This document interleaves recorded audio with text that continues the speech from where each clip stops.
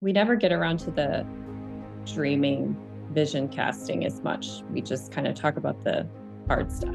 I think we used to talk about the good stuff, even when we had way, way more debt than we do now. When I think about money, I am afraid of not having enough. I feel like it's never going to be enough. I don't know that there will be a time when I say, oh, I feel secure. What do you say to your husband about money? What are the most common phrases you say to him? We can't afford it. We need to make more money. Maybe you need to make more money. And what do you say to yourself? I say to myself, if you stop being hypervigilant about money, it's all going to go to there's something wrong with you. Meet Erik and Andrea. Erik's 44, Andrea's 43. And I really love this episode because you're going to see how many of our worries and fears about money are unexamined. I mean, how many of us worry if we'll have enough or if our kids will have enough to pay for college? Those worries are real, but have you ever tried to actually answer the question? For most of my guests, they will spend decades worrying about money, but they haven't even spent a few minutes trying to find out when their debt will be paid off or if they can afford to retire. Erik and Andrea are going to walk us through a beautiful example of how you can go your whole lives worrying about money. But I think there's a different way you can choose that lets you feel confident about money by becoming competent. Let's get started with Andrea and Erik.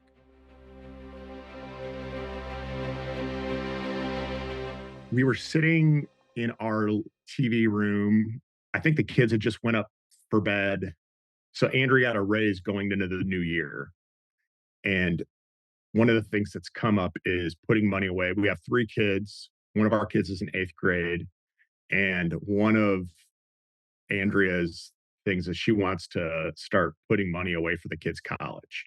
And we're not on the same page about that at all. And it was a reoccurring conversation, but it really came up again kind of heavy. I think at the time we were sitting on separate couches. We have 2 couches that kind of make a little corner in our room. And I don't know, I just kind of felt the distance because we're so different when it comes to that stuff. Let's talk about it. So, what was the number of the raise? Andrea, in dollar values, how much of a raise did you get? It's about $400 a month. $400 a month. Okay. Mhm. All right, cool. Congratulations. Thanks. And so, did you bring up the topic of the raise and where you wanted to put the money? I did. I said, I want to take my raise and I want to funnel it into a college savings fund. I said, I don't want to put it in our savings account with our other money. I want it to go into a different account that's dedicated to saving for college. So that's how you started the conversation, Andrea? Like, no preamble. No, What do you think, babe? I love you. no, Okay. because I was already mad because we had already talked about this and Erik had said, they can figure it out. Nobody paid for my college and I was fine. And I said, we're still paying off your college loans. Still to this day, we're in our mid 40s. We still have 30 grand paying off in your college debt. My parents paid for my whole college. Erik's mom couldn't. It's no shame on her. She was a good person, but she couldn't help him. And Erik's like, well, they're going to be fine. They're going to figure it out. All right. So this has been a heated topic already. So you came in, guns blazing. I'm getting this money and I want to put it away for our 8th grade son, right? Yep. Okay. All right. And what do you remember his reaction being? I think he immediately kind of turned cold. In conversations with Erik, I typically feel very unsafe because he shows little to no concern about the future. And he's kind of always been like that. So he doesn't think a lot about tomorrow. He just thinks about like what feels good right now. Okay. And just a question for you. Is it to worry about the future or is it to properly plan for the future? They've kind of been synonymous for me for a long time. Do you think that they are inherently synonymous? No. But that results in me feeling really anxious and upset every time we talk about money. Hence, starting the conversation fairly aggressively. Yes. Yep. Do you recognize that was a bit of an aggressive way to start the money conversation? Yes, but I didn't feel bad about it because I already was feeling so angry. I just felt like I needed to just say, Mhm. hey, throw down a gauntlet. Like, this Mm. is what we're going to do. Very righteous. This is how it's going to be. It's very self-righteous. And in fact, no matter what he says, that's actually going to fuel my anger and make me even Yes. more angry. Yes. If he disagrees with me, I will get even more angry. Okay. So in your mind, saving for your son's college fund is the right answer. Yes. That's based on the math. I think it's based on that's what my parents did for me. I didn't have to worry about Mhm. where's the money going to come from. They just paid for it because they had saved over the years. I don't agree with a lot of my parents' decisions. So across the board, I don't try to emulate them. But in this situation, when I think about my child's future, I Mhm. would rather tell him, don't go to college, go to trade school, because I don't want him to walk away with 100 grand of debt. Okay. So your decision, would you care to restate your answer? How do you know that you are right about taking your money and putting it away? It seems to be the most responsible thing to do for my child so he won't have to worry about his future and he won't be saddled with a lot of debt. Okay. All right. Erik, what do you remember happened next in that conversation? In the most recent conversation, I just kind of felt resigned. She came in a little hot, which isn't her typical posture. On paper, we put down $350 a month. And I'm like, well, that's not a huge amount. I don't want to argue about it. I'm over that argument. Hmm. It's not, doesn't feel like we're going to get anywhere different on. So I just kind of felt resigned. Hmm. And is there any element of she got the raise? She obviously is working hard, being recognized at work. Therefore, she should be able to make the decision, or are your finances decided joint? There was a little of that in this instance, but for the most part, we have always and do consider our incomes one. Okay. What she makes, what I make, we're in it together. It's All right. So how did you end up resolving this? We have a line item in the conscious spending plan for the kids' college fund. Yeah, that's what we landed on. Yeah. But I think we just know that we're so different fundamentally when it comes to money that we don't hope for perfect harmony. It's not going to happen. I asked Andrea, how do you know if it's the right decision to save for your son's college? And she basically said, because that's what my parents did. This is the life of most Americans. What I am begging for you to do is to actually learn how to make these decisions the right way, to take even 15 minutes and run a few numbers, to read a single book on personal finance, like I Will Teach You to Be Rich. And I'm begging you to take this seriously. This is your rich life. What could be more serious? Making impulsive decisions about multi-$100,000 decisions is how you end up with no income, no investments, living solely off Social Security, the exact thing that my guests often worry about. But what they don't realize is they have the power to craft their own future. And you can't do that just blindly following what your parents did. We'll be right back. Okay, now back to Andrea and Erik. What was the worst dish your parents ever cooked for you? Okay, so my mom made this. It was a scalloped potato casserole with cut up hot dogs and green beans in it. This is disgusting. I grew up in the Midwest, and I knew it. I knew welcome to it. the Midwest. When you said the word casserole, green beans, and then you threw in hot dogs, I'm like, this is Pegged it. like Midwest as it comes. Yes. Now, do you make the same thing for your kids? No. Why not though? Never. I Wait, never even but thought about it. Isn't it a right to do what your parents did for you? I see where you're going with this. I just had to show Andrea how following what your parents did with money doesn't automatically make it the right decision. And the best way to illustrate that was with a disgusting casserole meal with green beans and hot dogs. Please, everybody listening to this and watching this on YouTube, do not write me to tell me how it's actually good. And you just have to use the right spices like your mom did. Black pepper is not a real spice, okay? Send your emails, your angry, furious emails to culinary feedback that Ramit will never read at iwillteachyoutoberich.com. How long have you been married for? Almost 16 years. Oh, congratulations. Thank you. Thank you. What's your wisdom for couples who want to have a long marriage? We've actually talked about this, like have fun together. Yeah, I think in the past, we had regular date nights. We would, try to get out and do things together. It's often been work trips for Andrea or for me, and we've kind of like tagged on some us time and we can leave the kids behind. I have really fond memories of those trips, when we get to get away and spend some time together, even if there's work like mixed in What was the last time you took one of those trips? together. It's probably been a year and a half Okay. or more, maybe 2 years.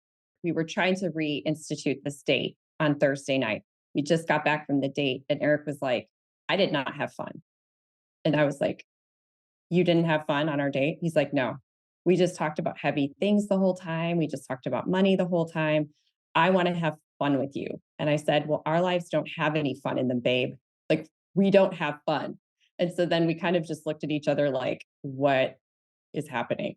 Like, why don't we have any space for fun in our lives? Which I think a lot of that for me is my fears about money prevent me from the freedom of, hey, let's take a trip, or hey, let's, go out for this really nice dinner. Because in the back of my mind, I'm always like, oh crap, like we're going to pay for this later. Can you give me the full sentence on that? Like, when I think about money, I am afraid of, finish the sentence for me. When I think about money, I am afraid of not having enough. What is enough?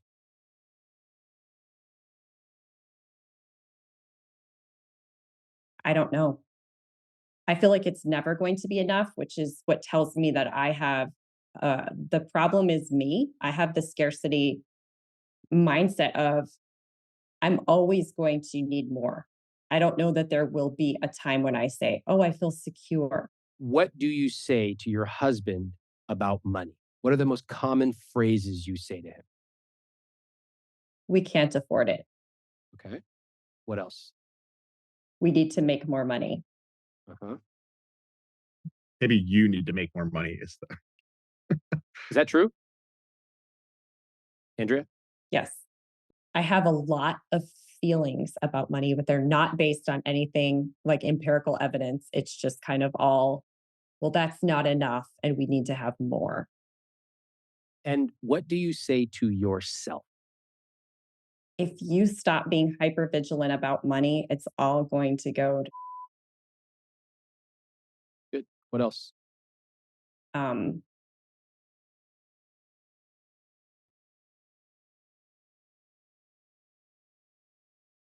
there's something wrong with you. Like what? There's something wrong with you that you're in your mid 40s and you don't have the kind of financial security that your friends have. You aren't taking the trips that your friends take. You don't have the kind of cars that your friends have. And you worry about money constantly. What kind of cars do they have? The one that sticks in your brain? I'm not even a car person, but we have these like dumpy cars. So my friend just got a brand new, but she just got a brand new Toyota Sienna, which is the car that I drive, but it is the new model and it is super nice. It's loaded. Okay. How old is your model? It's a 2011. Okay. So like 13 years old. And the trips, can you remember? Are you sitting on your couch and you see a friend on vacation on Instagram? Is that how you experience that? Yes, a lot of the time. Or my best friend, they just have more money to spend and they go on a ton of trips. And I've even told her, I said, I feel jealous of the fact that you get to go on these trips. You said that. Hmm. How did she respond? I think I kind of apologized because I could tell that my jealousy was leaking out. And I think I had made a comment to her like, I've never met anybody who takes as many trips as you. And I caught myself and I said, that's just straight up envy. So I apologized to her about that. Wow. You ever bring up trips at home? Yeah, we talk about it a lot. What do you say? Most recently, I said, I want to go on an Alaskan cruise. And I said, but when I looked up how much Alaskan cruises cost for a family of 5, I was like, probably Way to not go. going to happen. Yeah. Did you actually say probably not going to happen out loud? I might have said it through my facial expression. I don't think I actually said it out loud. Mhm. Um, but what I did put it down when I was writing my rich life. I wrote Alaskan cruise. Okay. So I'm kind of holding on to it still. It's interesting. You said, whether out loud or to yourself, you said, probably not going to happen. Do you believe that? That it's probably not going to happen? Yes. Because? I think the past predicts the future. Meaning you haven't been able to save or accumulate enough money, so it's unlikely you will change in the future. That's right. Have you been diligent about your finances in the past? I mean, here's what you wrote in your application. This was like in the first 2 lines. We have spurts of trying to get on the same page, get on a budget, and have a conscious spending plan, but then we get tired or busy or just forget about it. Then a month later, we're back to the usual. Exactly. Yep. I've always been super meticulous about tracking the money I have. Uh-huh. And so when we got married, I was already meticulously tracking the money I had.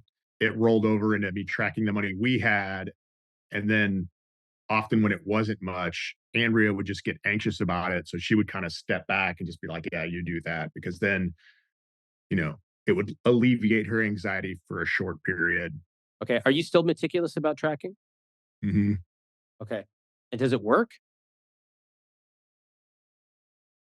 Uh, not,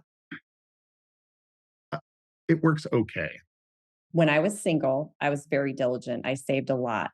And then when Erik and I got married, we kind of got into a ton of debt and really struggled to pay that off. We started having kids right away, not purposefully, but we'd only been married a year when we had our first kid. So we never got on our feet financially. Erik ended up losing his job right after we got married. So it's just been super rough. Our whole marriage has been rough. And so it's hard for me to have an imagination for what life looks like when money is not an issue. What I hear is Andrea being fearful of money, worried about money, and even envious about money. What I also notice is these are all feelings, but she and Erik haven't really taken effective action to change their situation. Remember what I say, people with problems love to talk about their problems, and people who feel bad about money love to talk about how they feel bad. But very few of them are willing to take specific steps to change their financial situation. Emotions matter, feelings are real, but your personal finances are not going to change with your feelings alone. You need automation, investments, calculations, all the things I teach in my book and my coaching program. We'll be right back after this. Let's get back to the show. You can hear Andrea and Erik going the rest of their lives feeling bad. Not enough, can't afford it, you don't earn enough. What a dismal life. I wonder where all of this came from. That's what I started asking about next. My parents worried about money constantly. You did not spend money ever. Telling me 2 Midwestern parents were worried about money and passed that down to their daughter? Yep. Everybody who comes for me about Midwestern culture, money culture, don't. Okay. Just stop. We're seeing yet another example. Okay. Just a couple questions about this Midwestern upbringing. Parents didn't talk about money very much in front of you because money is for adults, not for kids. True or false? True. Your parents own their house. They did a few things around the house. Probably your dad did it. Maybe your mom. I'm talking about like renovations, stuff like that, repairs. He did it himself. He was very proud of it. True or false? True. Hmm. You have to save, you have to save, you have to save. And it's never enough. What did they say exactly that made you feel that? Can I tell you something I observed? Please. When we would go to visit my grandparents, which is what we did once a year. That was our vacation.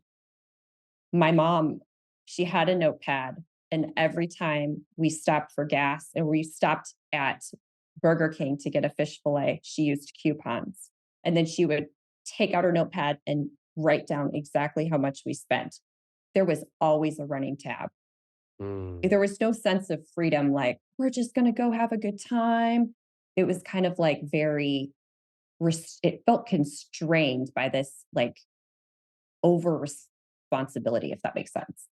What did you take away from her pulling that notepad out and writing down the fish purchase? I think in my young mind, thought that's how you have to do it. When did things get tough in your family? So my dad lost his job when I was in high school. He was a chemical engineer. He lost his job. He didn't really work again for the next decade. He ended up going back to school to be a teacher, and that didn't work out. He was the car mechanic out of our garage for a while. That didn't really work out. My mom was working. This is just a little caveat. My dad, the people that he worked for, somehow they ended up scamming him. They had reported his salary as like twice of what it was, and they ended up scamming him out of all this money. So I remember like that kind of playing in the background, like that was the narrative of like scary bad things or, will happen to you with money. So therefore, you need to. Be hyper vigilant, write everything down. Well, I'm sorry to hear about dad losing his job, and you were what, like a young teenager at the time? I was 17. Self-deprivation became the way I kept myself safe. So if I didn't spend the money, I somehow felt powerful and in control. If I Mm. spent the money, it was like I was suddenly vulnerable. What does this sound like as you say it out loud? What other parts of life have you heard people talk like this? Deprivation as a virtue. Well, besides Midwestern culture, I think a lot of religious, yeah, I don't know what else other Yeah. than that. I mean, you're nailing it. Midwestern culture, totally right. I hear this all the time. Some religions, eating disorders. Listen, sometimes we do need to cut back on certain things. There's no doubt about that. If we want to save more for retirement, maybe we can't go out to eat as much. That makes perfect sense. Hey, if we've got coupons and we're going to go out to eat, okay, why not? Fine. But it can go too far. And in fact, you then redefine that self restriction as a virtue. Mhm. Have you continued doing that until today, age 43? Yep. I can't even go to the grocery store because I feel so anxious about spending like over $100. Well, you do spend over $100 because I have your CSP. So this is the worst of all worlds. You feel horrible and you still do it anyway. Yep. So where did your mom learn to be scarce with money? Where'd she learn that from? Oh, that was from her parents. These were my paternal grandparents Ah, that okay, we got went it. to visit. Got it. So you learned the scarcity from your mom, who learned it from her mom. Yes. How many generations do you think it goes back? At least back 3 or 4 generations, at least back to the Great Depression, Definitely. probably farther. Of your three kids, I know you have an eighth grade son. What are Mhm. the ages of the other two, and what's the gender? We have a 6th grade daughter and Uh-huh. a 3rd grade boy. Okay. If I talk to your sixth grade daughter right now and I asked her, what do you feel about money today? What would she say? This is it's very sad to me. She would say, "We can't afford it." Parents, if you don't spend time searching out your invisible scripts, interrogating your invisible scripts, and working on improving your invisible scripts, you will pass along your parents' invisible scripts with money right to your kids. If you're scarce with money, you're currently doing 20 unconscious things right now, today, that your kids are picking up on. You're saying, we can't afford it. You're wincing whenever they bring up taking a school trip. You're rolling your eyes when they talk about another family friend's vacation. We spend a ton of time working on helping our kids have a healthy relationship with food. I want you to start developing your own healthy relationship with money and then pass those lessons on to your kids. If I asked, when does mom put herself first? What would she say? She'd probably say, I can't think of a time that she did. Hmm, okay. Let's fast forward. Does she put herself first? No, she would potentially follow in my footsteps because I may have unwittingly communicated to her that it's selfish to put yourself first. What do you want her to be saying and doing when she's 30 years old? It's not selfish to enjoy your life. It's not selfish to ask for what you want. It's not selfish to invest in yourself or however you want to say, like, give yourselves the things that you want and deserve. Hmm. It's passing on these invisible scripts generationally. Yes. Sometimes our parents taught us something and they did their best, but they didn't have access to the type of information you do. They certainly didn't have podcasts they could go on and all these books on Kindle. They did their best and they passed on certain messages.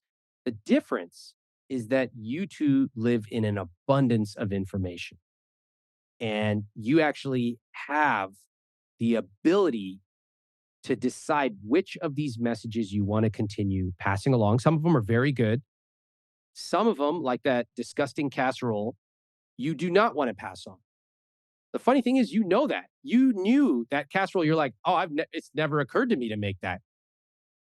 Yep. But somehow your sixth grade daughter has absorbed the phrase, we can't afford it. She's only in the sixth grade. I hate it. I hate it so much. I'm embarrassed about it. I mean, for me, I grew up single parent home, pretty poor. My mom worked 2 or 3 jobs a lot of times when I was growing up. I don't know exactly precisely where it came from, but I just always got the message like if you have it, then you spend it, and when you don't have it, you clamp down. If you have it, you spend it. And if you don't have it, then you just kind of clamp down and you eat ramen noodles for the month or something like that. Would you describe your family as poor? Yeah, growing up. And I kind of had a job out of college that was a little bit feast or famine. Mhm. Um, and when I had good months, I lived well. What'd you do? Oh yeah, I mean, I would go out with my friends. I would eat, wherever I wanted. I like nice things, so like I'd buy a new pair of shoes or expensive pair of jeans. Or when I had it, I would spend it. And then months I didn't have it, I was okay with that too because I just knew those months. I was eating ramen that month, and I kind of like ramen. Are you okay to do feast or famine now? Um, no, I'm not. Are you seeing Andrea's face, by the way? No, I wasn't watching. Andrea, what were you just doing when I asked that question? Raising my eyebrows because I do think that Eric has a very high tolerance. I think an abnormally high tolerance for financial insecurity. Hmm. Would you agree, Eric? Yeah, absolutely. I just can't foresee a scenario where we would wind up in a famine where, we just wouldn't have money to pay the bills or something like that. I'm just not worried about that. I mean, no doubt we've had lots of times when things are tight and we've had seasons where we've lived on credit cards, but we've never missed a payment. A minimum payment? Yeah, yeah. Are you okay with that, Eric?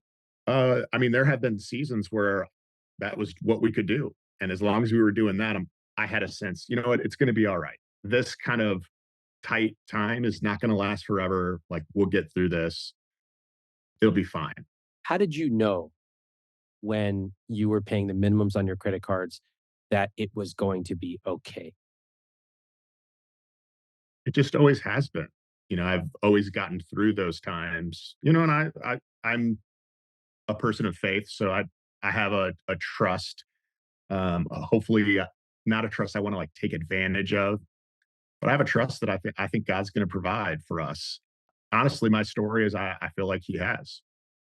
That's not that kind of faith or trust or just confidence in the future is something I don't want to take advantage of. So I think I have to participate. I have to like do the work. I have to have a goal. I have to, take advantage of opportunities. I'll always be able to find something and figure it out. That's one of the things I've learned in our relationship not to say, although it's constantly in my mind. Figure it out. Yeah, we'll figure it out. It'll be fine. Okay, here we have it. Andrea is a worrier and Erik is a believer. Andrea loves to worry. It's become a habit to her, even something that comforts her. Erik, on the other hand, waves away the worries. It'll be fine. We'll be okay. These are common phrases, especially from men who see their role as a provider or someone to take away their partner's worries. It's also common to hear from people who grew up poor. You'll notice, for example, his comparison to famine and feast. And when he says, if you have money, spend it. And also his description of, we've had times where we made minimum payments, but we were fine. So not only do we have two people with vastly different views on money, they've never really talked about what their views are. And they've never come up with a vision of their life that fits them together. What I really needed right now was for Andrea to get specific about what she wants. And I wanted to see if she could ever talk about money without worrying about it. In contrast with him, I sound like the biggest buzzkill in the whole world because Erik's like, we're going to figure it out. Everything's going to be okay. We're going to work through this. I continually say, no, that's not good enough. And we need to do more. And Erik at times will just be like so irritated with me because I keep putting these kind of expectations on him that he's just like, like he doesn't want that. Do you know what you would want? Right now, what I would say, and I've said this to Erik before, is that I would like him to get another job, not just quit the one he has and get another one, but an additional one, because I feel like he has the time and the energy to do it. I just want to see him making what I personally consider the same amount of effort that I'm making. I would like to have $10,000 a year to go on trips. Yeah. Where's the vacation that's come in your mind? The Alaskan cruise. Beautiful. What do you see? I see us, on the deck of a huge ship and we're just looking at this like crazy beautiful landscape with, bears and moose and all kinds of, wildlife. Cool. I love that. I would like to have a 401k and be on track by the time I'm 67. I think you're supposed to have 10 times your current income. I would want to be on track towards that. Okay. I would want to have like a 3-month emergency fund. Okay. 3 to 6 month emergency fund. I would like guilt-free for Erik and I to each have fun money that we can spend every month. Right now, we just don't have that. Okay. How much? $200. $200 a month. All right, fine. What else? I would like to be able to help my children $5,000 a year per child. So that's $15,000 a year for 4 years. So $60K. Mhm. What if they want to go to grad school? I never considered that, actually. I would really like to be able to help other people pay off their debt. Hold on. Hold on a second. I love that. But don't you two have a considerable amount of debt right now? Yes, we do. I was thinking ideal scenario. Like I would want to have enough money that not only am I personally out of debt, but that I could help other people get there too.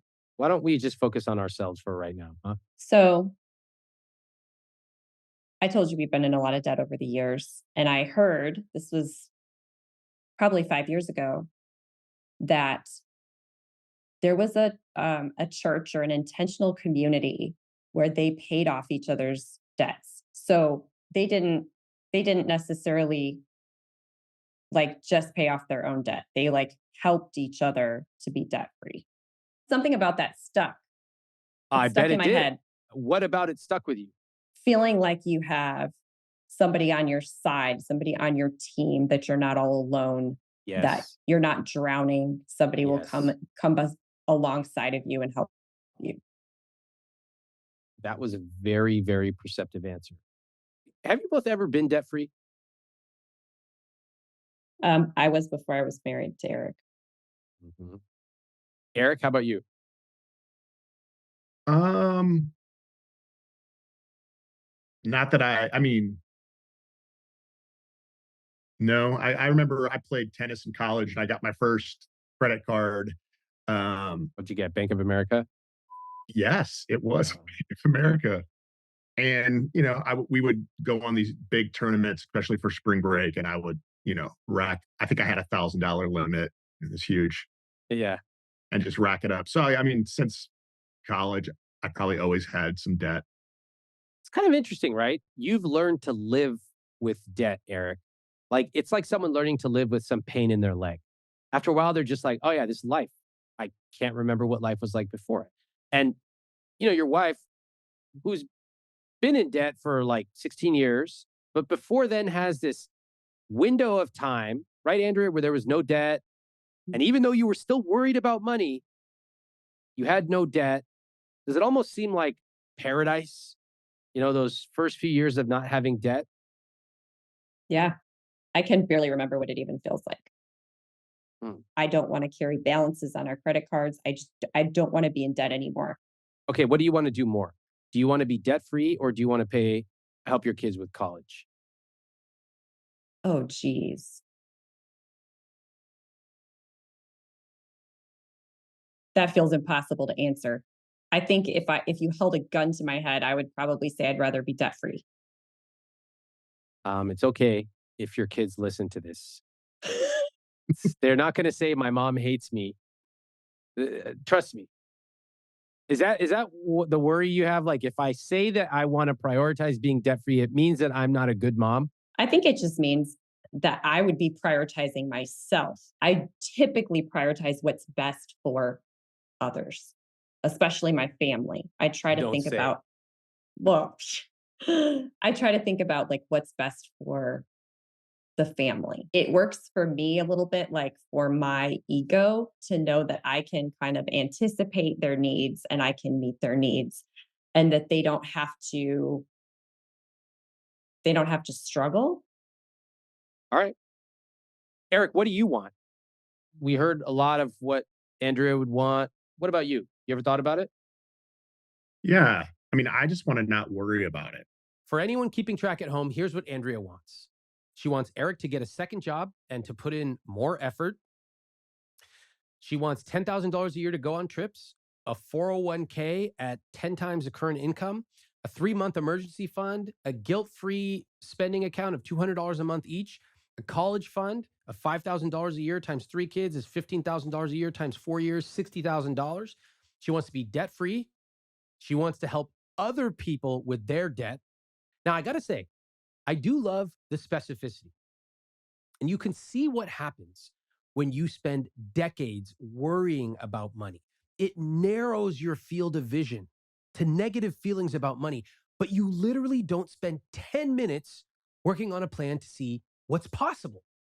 In a way, worrying becomes a protective cocoon against reality.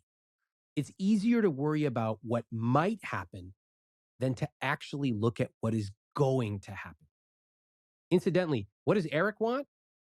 He just wants to not worry about it. Andrea wants an Alaskan cruise. Yeah. That's Yeah. exciting. What do you want?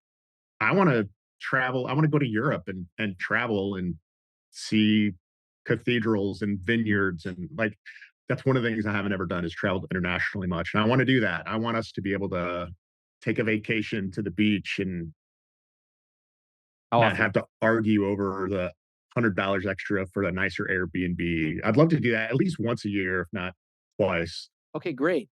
Anything about debt in there? Anything about savings? Anything like that? If no, that's okay. Just tell me.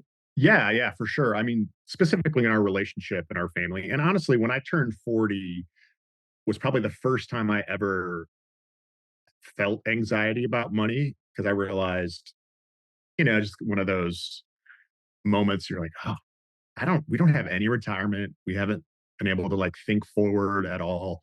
And so since 40, I read a half a dozen books on finance and all those kinds of things and, try to figure it out. And like, we just didn't have the money at the time to go forward with some of that.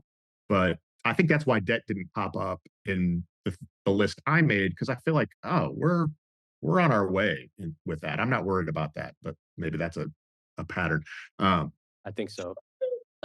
I don't foresee ever retiring. I love what I do, and so I could see myself to some extent doing it for forever. But when our kids are out of the house, I want us to be able to like travel together and I want us to be able to, do what we want. It revolves around freedom. I think a lot of the things I would say specifically revolve around the freedom to go and do. And Out of curiosity, Eric, how would you travel when you're both empty nesters? If, as you put it, you still have your job because you want to keep working for a long time, how would you do that? I do like coaching, and spiritual direction for pastors, nonprofit leaders, ministry leaders. So it's really flexible. I Oh, can kind okay. of work wherever I am from, Perfect. you know.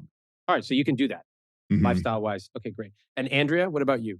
Would you be able to travel, in the next few years or later? Um, Not with what I'm doing right now. I'm a director of communications for an Anglican diocese. My goal in my life is to become a novelist. So if I ever was able to realize that dream, then yes, I would be able to travel. I'd be able to write from anywhere. What about if not? I guess just take my 3 weeks of vacation a year and we would go somewhere together. Would you be okay with that? I'd be okay with that. There's a little town on the coast of Italy that a friend of mine, he traveled the world for a year and he lived in, I think it's Positano, Italy for a month and a half. And I just remember seeing those pictures and being like, I'm going to go there one day I and love that. get a little villa on the side of a mountain, drink wine, just see the sights. I could imagine being on a little patio with Andrea as we look over the coast and having a glass of wine and having fun and laughing. I love that. I love Andrea's reaction too here. Big smile over there. All right. You two ever talk like this about money? We never get around to the dreaming, vision casting as much. We just kind of talk about the hard stuff. Hmm. We never get around to the good stuff. We just stay stuck on the bad stuff. Hmm. I think we used to talk about the good stuff. Even when we had way, way more debt than we do now, I think we would dream a little then. So what happened? I think we just have gotten a little worn down. I think that's a really honest description of living in America today for a lot of people. You struggle to make it with expensive housing and healthcare prices. And after years of doing this, just feel worn down. And this is one reason that I think everyone should experience at least one moment of awe every year. Now, it could be a beautiful sunset in a national park, could be a glamorous hotel with incredible food, but we need a way to shake us out of our day to day and to inspire us to think bigger. Let's get into the numbers. I'm going to do a deep dive this week, and you can follow along visually on YouTube. Let me give you the quick numbers right here. Assets, $689,000. Investments, $49,000. Savings, $3,600.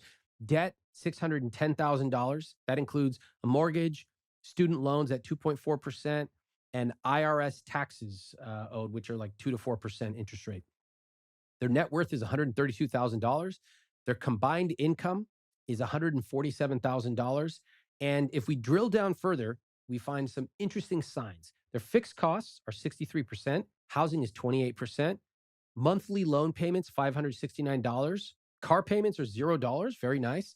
Family mental health is $580, which includes marriage counseling and children's counseling. Love that. Now let's hear some of the details beneath these numbers. $132,000 net worth in your early 40s. How do you feel about that, Andrea? I don't feel great about it. Okay. Is there a number that you would feel great about? 5 to 700,000, I would feel good about that. Think so? I don't know. That That seems like so that's an honest answer. That's an out I of the don't realm of. know. Thank you. Okay, that's an honest answer. Eric, what do you feel about that number? I feel pretty good about it. We've recently paid off a car. We've paid off our last credit card. So our only debt left is some IRS we have left to pay from the last couple of years and my school loans. Now it's like, all right, how do we figure out how to begin to really save and invest and move forward, like being future minded? What's the answer to that? Yeah. I mean, I think the answer is learning from you. And this is one of those things I know it and we haven't implemented it, is just automating that. Andrew and I talked about that. We really need to just say, okay, we're putting this somewhere. We're not thinking about it. It's coming out right away every month. Okay. The interesting question is, why haven't you done it? I'm not judging, but I think this is the crux of it, right? If you know it, why haven't you done it? I think the reason I haven't done that is things have been tight enough, especially for the last 7 years or so, that every month I feel like I'm like, all right, well, do we have money to put into, our investment account? Do we have money? So I feel like I'm always nervous to automate it because then we That's might not 84 have money. months. 84 months it's been tight. Yeah. I don't know about that. Do you believe that story? I think my actions would say yes, but my mind knows better. Things were a little bleak in our life. I had started a business. I planted a church and that failed. And so we did that for like 3.5, 4 years. It was just a pretty hard season of life. And that was reflected financially as well. And I think that's one of the reasons I was trying to learn about so many things because things were so hard. I'm like, all right, if I can just get some knowledge, Mhm. but it just didn't feel like we had the resources to implement a lot of that. I can't point fingers at him because I'm also like 100% in the black hole of debt, but I do I think you've really hit on something that is holding us back. We cannot get past it. We just are so stuck. Mhm. Why? I think we're stuck looking at our bank account and seeing, hey, we're making good money, but it's not enough to cover all of the like there's so many things that we have to do, especially with our kids. It's not enough. It doesn't stretch that far. So it's super hard for us to even think like beyond that. Mhm. I don't think we know how to do that. Let me put a pin in that and we'll come back to it because I want to see where the rest of the spending is. Okay. Yeah. All right. Your investments are, well, this is a simple box. Uh, hey, Eric, why don't you read this number to me on your investments? What's that No, number there? no thanks. No, yeah. Andrea, care to read the number here on investments? uh, Zero. Zero. Zero. So it's just $0 going to investments. I will sporadically, occasionally put $100 in our investment account. Or What is that? Sporadic.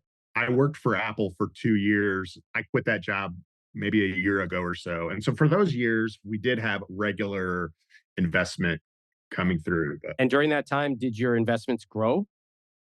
yeah, it was great. All right. I think we have an area of opportunity here. We could probably work on that. Again, I want to remind you investments are not just for the sake of it. This is where true wealth is created. True wealth Yeah. grows, compounds. Talking about safety, you're talking about knowing if you have enough, talking about being able to take a trip without looking at the price of drinks. That's this investments. Okay.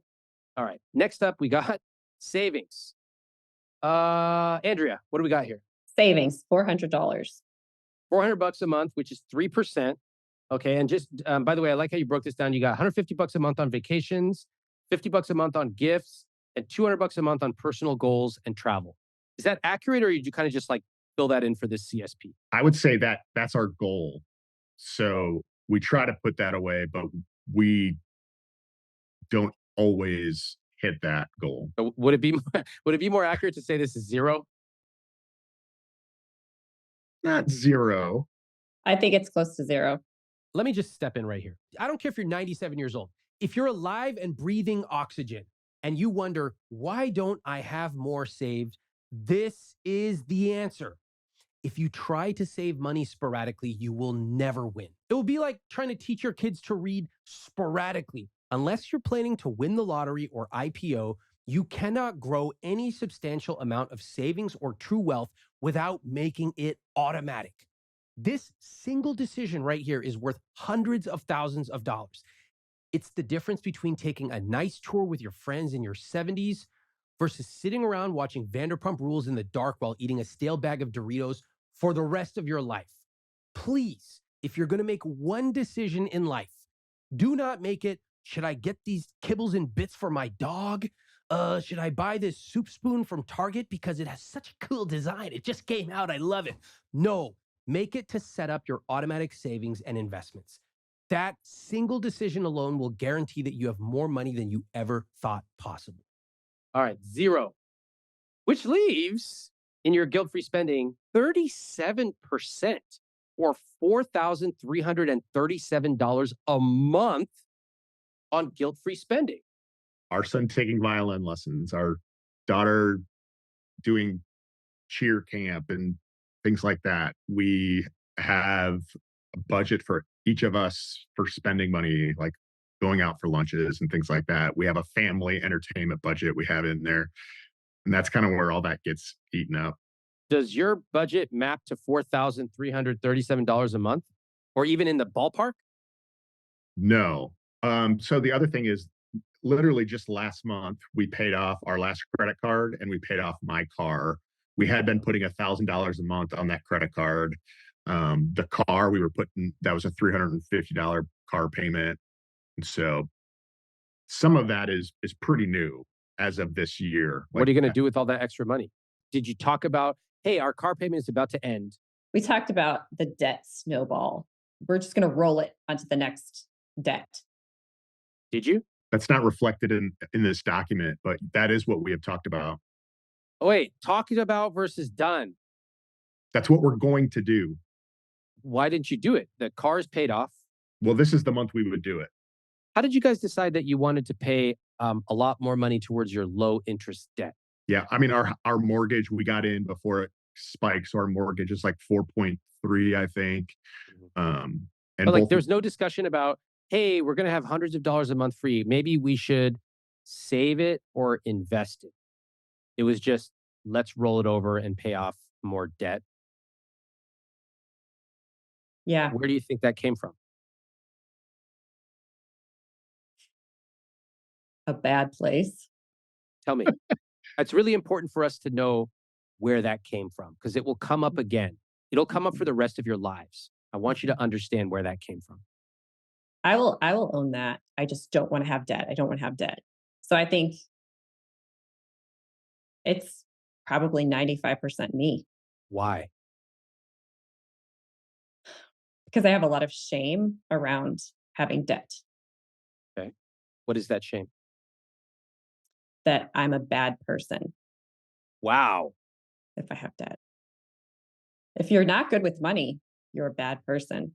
I know it's there though. Where'd that come from? Parents, religion, Midwestern culture? My parents. Oh. And is that true? If you have debt, you're a bad person? No. How come it's so easy for you to say no? Well, because I have known that in like my mental world. I haven't been able to move it down to my emotional world. And I've told you that as well. The debt doesn't mean we are bad people. It might reflect some bad decisions, but it's not even like this stamp that like we're just horrible people or Humans. decision makers even. Andrew and I have kind of like jostled back and forth. I'm like, I don't care if I die with that stuff. I'm put the minimum on it. Like, you know, if we can ever pay it off, great. But my thought has been to try to really tackle all the debt but college and mortgage. But I hadn't really thought about the interest rate so much. it's just really nice not having, there is a psychological component of not having any, like, what feels like consumer debt. Well, here's the thing. When you say, I'm going to die with it, you may say that and you may be half joking about it, but Andrea doesn't receive it as a joke. What does she receive it as? Like a weight.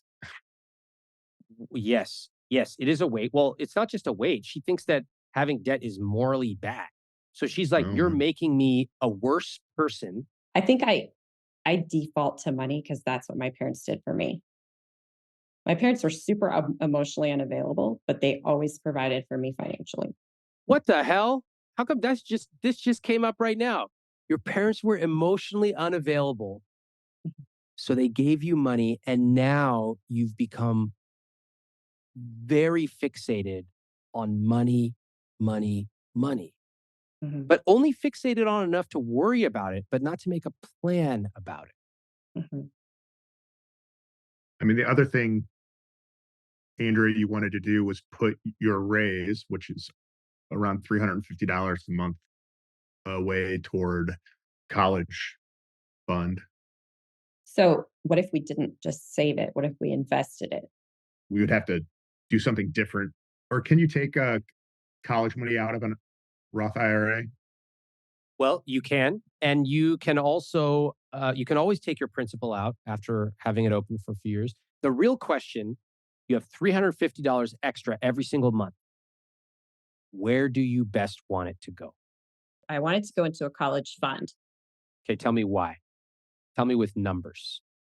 I don't really have any logical answer for that. Well, we need to have it. We can't make multi-thousand-dollar decisions based on just a feeling. So tell me, let's come up with the numbers. Okay. If my kids go to an in-state school and they get scholarships, it costs ten to $15,000 a year.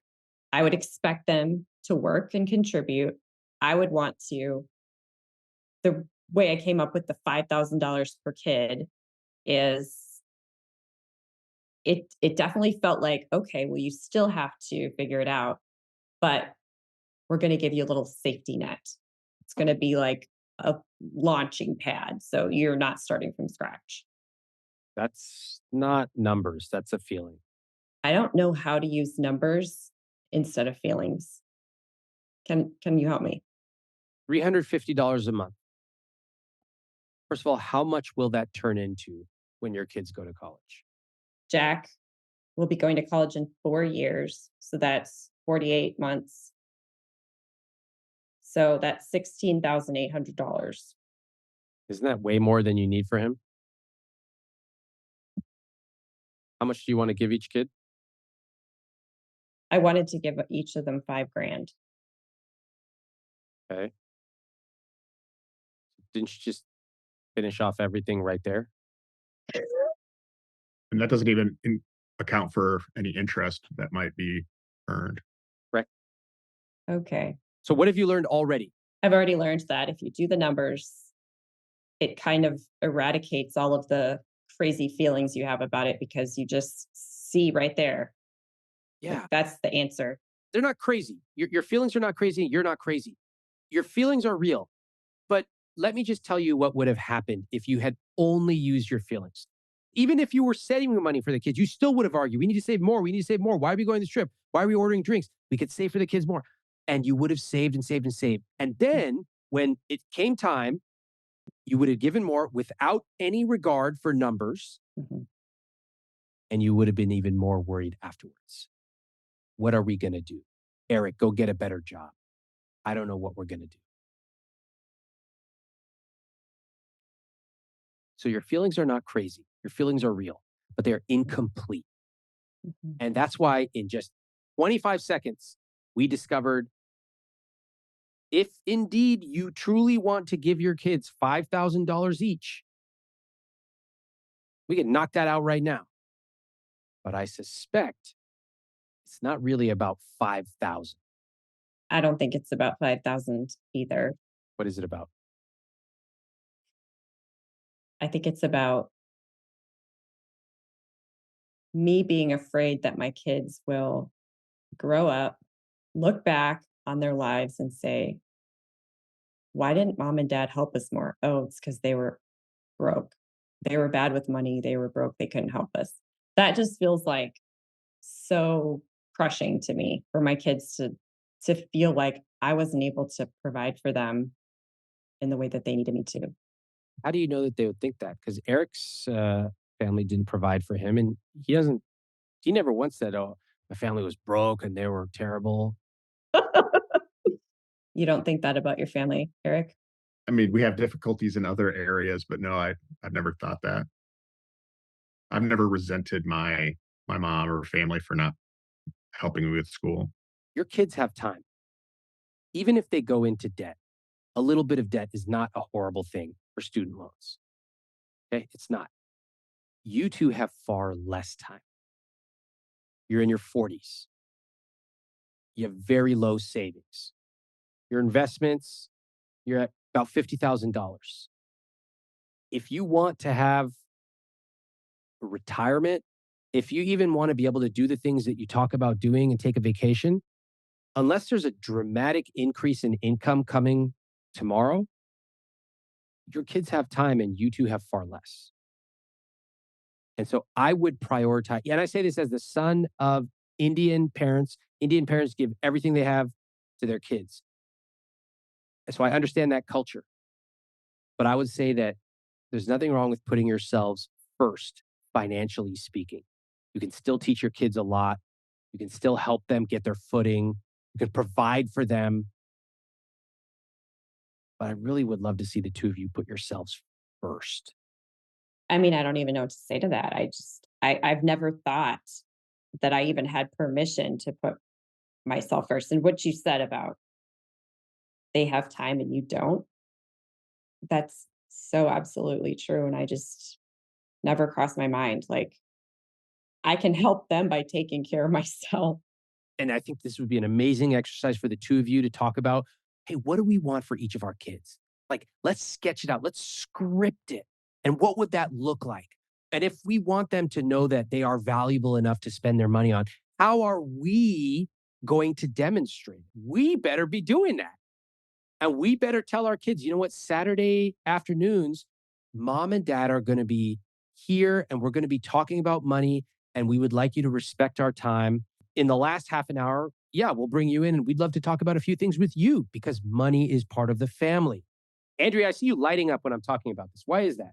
It's just so exciting. It's so fun. It's like so hopeful to be able to think like maybe I'm not going to perpetuate like this generational like attitude towards money, and maybe I can do it differently and I can bring my kids along on the journey. I love that concept of bringing them along. It almost connects to what we talked about early on, where I was like, I want to have fun with you. I don't want it always to be this heavy stuff, and to think and have the encouragement that that doesn't have to be. That means we don't talk about money, but like maybe actually some of even these money conversations, like we can have fun and dream and hope together. You can see the path that I took to get here. A lot of you message me every day telling me about your partner who won't look at the spreadsheet, who is always worried about money. And look at how I gently got Andrea to consider another way. One, I listened to her a lot. Number two, I asked her to tell me about her worries and her fears around money, but I did not let her dwell on them. Number three, I got really curious about the things that she wants to do one day, like the Alaskan cruise. I was genuinely interested in that. Four, I included Erik because he absolutely plays a part in this. And finally, I helped her run a couple of simple numbers that she can deeply understand. This is transformative for her because she now went one level deeper than the numbers and she realized, oh my gosh, I can give myself permission to put myself first. Isn't this amazing? This is why I love my job and I love being able to share this whole experience with you because a rich life is about so much more than just the numbers or blindly following what we think we are supposed to do. It's about understanding what your rich life is and then using your numbers to start to live it. And now I want to show you what the math would look like. So you told me 1300 per month, Mhm. right? Yep. All right. So let's say, right, let's just pretend for easy math, you have $0 invested and you're currently going to do, let's say, 15,000 bucks a year, approximately. That's how much it is, approximately. That's 1,300 times 12, again, approximate. 22 years because you're in your mid 40s. What does that number say? Read it out loud, Andrea. 786,542 and 11 cents. Your belief about debt would have just cost you $786,000. Damn, I just didn't know that. It's very empowering to know that I could make a choice to increase my wealth. I mean, pretty drastically. And by the way, if you did this, you know how often you'd have to make this decision to invest? I think you just keep it going. We make it once and let it go. Set it and forget it. One decision making you $750,000. Now, if your interest rate for your debt was at like 7% or 8% or 26%, I would be like, pay that off as quickly as possible. But when it's 2.4%, mathematically speaking, it makes no sense to pay it off early. Yeah, Andrea, how do you feel after seeing those compounding numbers? What do you want to automate toward investments and what do you want to put toward debt? Well, my mind is blown. So I kind of just want to put it all towards investments. I had no idea. I had no idea that that kind of money was even possible for us. Yeah, I feel kind of shocked. Shocked? Mhm. As you described, like kind of for the next 20 years, trying to pay off this debt and then kind of ending up empty handed at the end. Like I don't really have anything to my name, but I'm debt free. But just kind of seeing the possibility of accruing that kind of wealth is just super empowering. That impulse to protect yourself and to guard what you have is essentially just squeezing the enjoyment out of your life. It's not actually working. It's Mm, not it's not keeping you safe. And what you think it's doing, it's not doing. It's actually doing the opposite. It's like creating this life of scarcity. that's powerful. I think that's what stood out to me is like, can you drill down to the specifics of like why you feel that way, where you're going, and what you want? And what's crazy is in the rare occasions where you row in the same direction, what happens? We make progress. Huge progress, faster than you ever thought possible. What would it feel like if you were able to do that with your money? I would feel so much hope. I would feel like kind of excited for the first time in a long time. Yeah, I think that would begin to really help with my desire for like freedom from kind of the weight of money and feeling like the money could actually serve freedom for the things I want to do. The final thing I did in those last few minutes was to show Andrea with real numbers what her fixation on debt was costing her. She grew up believing that debt means you're a bad person. So I wanted to ask her, what does your belief cost you? And the answer was about $750,000. Your life is too important to blindly follow some random path that you haven't even questioned or interrogated or decided for yourself. That is what I want you to take away from this episode and from this entire podcast. Now let's hear Andrea's follow up. Hey, Ramit.